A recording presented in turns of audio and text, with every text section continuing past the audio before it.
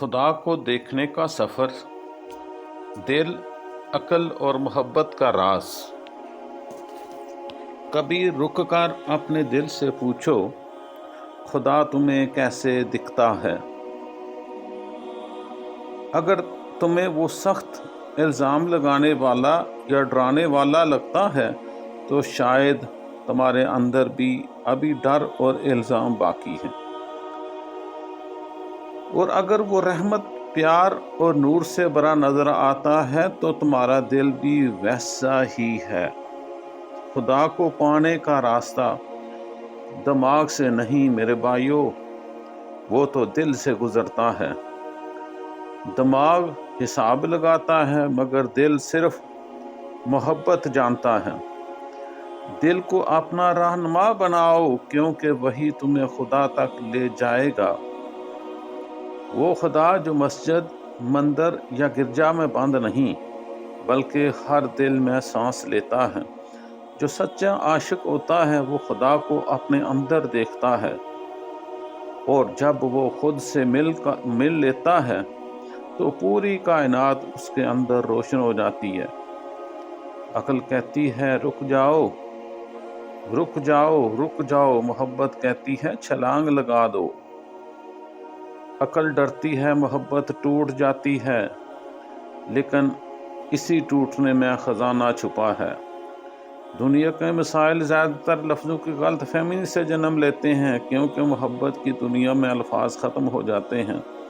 وہ بات جو زبان سے نہیں کہی جا سکتی، خاموشی سمجھا دیتی ہے۔ تنہائی اور اکیلا پن ایک جیسے نہیں۔ تنہائی میں آدمی بھٹک جاتا ہے، اکیلے پن میں سکون دیتا ہے۔ اور سب سے بڑی نعمت وہ ساتھی ہے جو تمہیں تمہارے اندر خدا دکھا دے۔ زندگی میں جب سب دروازے بند لگیں، مایوس مت ہونا، کیونکہ خدا نیا راستہ وہیں بناتا ہے جہاں راستے ختم ہو جائیں۔ شکر کرو جو ملا، جو نہ ملا دونوں میں خیر ہے۔ صبر کا مطلب خاموش رہنا نہیں، صبر یہ ہے کانٹوں میں بھی پھول ڈھونڈ لو۔ رات اندھیری ہو تو یاد رکھو، چاند کو پورا ہونے میں وقت لگتا ہے۔ زندگی ایک سفر ہے، مشرق یا مغرب فرق نہیں پڑتا۔ اگر تم دل سے سفر کرو تو پوری کائنات تمہارے اندر ہے۔ محبت آسان نہیں، یہ آگ ہے جو مٹی کو سونا بنا دیتی ہے۔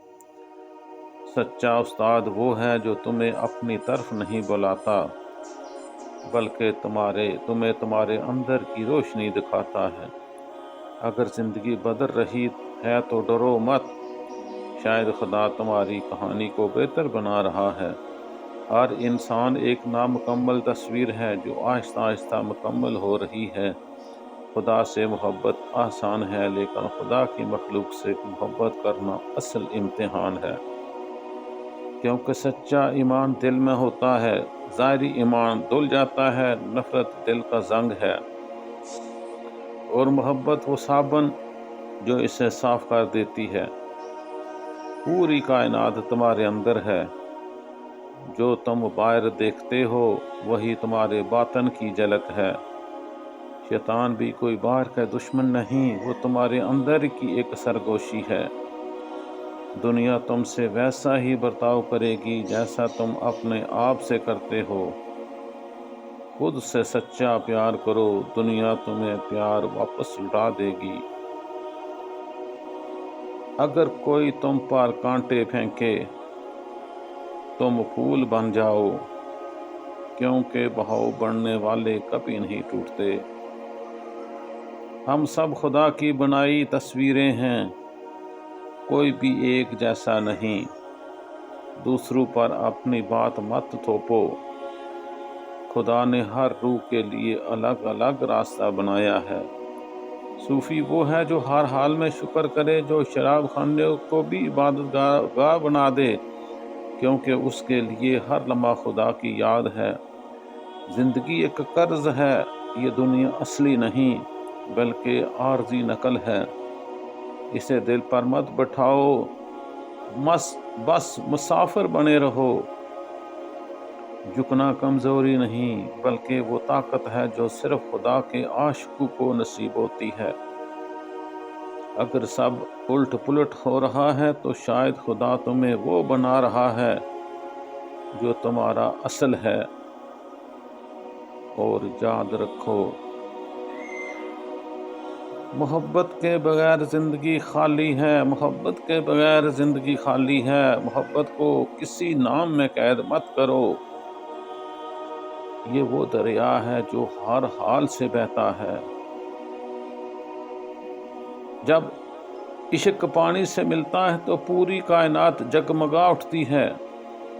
یہی ہے خدا کو دیکھنے کا سفر، یہی ہے خدا کو دیکھنے کا سفر، باہر نہیں اپنے اندر۔